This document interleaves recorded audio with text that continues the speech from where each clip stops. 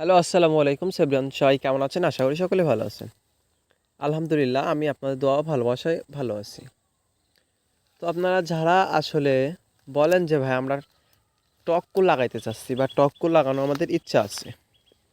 তো আমরা কোন টকটা লাগায়ে মানে কোন টকটা লাগালে আমরা খুব বেশি লাভবান হতে পারবো? তো আমি দেখেন বলবো যে স্ক্রিনে যেটা দেখতে পাচ্ছেন এটা হচ্ছে খাড়া টক, ওই দোস্টেরই। এটা হচ্ছে হলদে টক। তো এটা একদম প্রপার টক।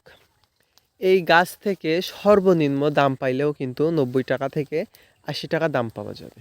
কিন্তু এটার ধরনও যে খারাপ কিন্তু খারাপ না, এটার ধরনও বেশ।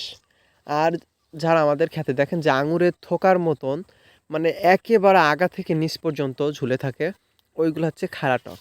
তো ওইগুলোর দাম এখন আমরা বাজার প্রাইস পাই ৬০ টাকা। তো অনেক দেখা যায় যে হাত পাওয়া যাবে ৫০ টাকা থেকে ৪০ টাকা। তো আমার মনে হয় যে যারা টকও লাগাইতে চান তারা আমাদের এই যে হলদে টক, এই হলদে টকটা লাগাইতে পারেন, কারণ এর ধরন কিন্তু কম না। বাস এটি এখনও কিন্তু ১০০ টাকা আমরা এই বাজারেও হাতে পাইতেছি, ১০০ থেকে ১২০, তারও বেশি পাইছি। বাট এইটার কেন জানি আমাদের পছন্দ হয় না, শুধুমাত্র একটু হালকা ধরন কম ওইগুলোর থেকে। যাই হোক, পথটাই কিন্তু কম না, দামের দিক থেকে এগিয়ে এরা। ভাবছি আমরা এই বছর আমাদের এই সাদা টক বা হলদে টক আমরা ১ বিঘা লাগাবো আমাদের বাগান সাইটের দিকে। তো আপনারা যারা বলছিলেন যে আপনারা কি টক লাগাবেন, আশা করি আপনাদের উত্তরটি আপনারা পেয়ে গেছেন।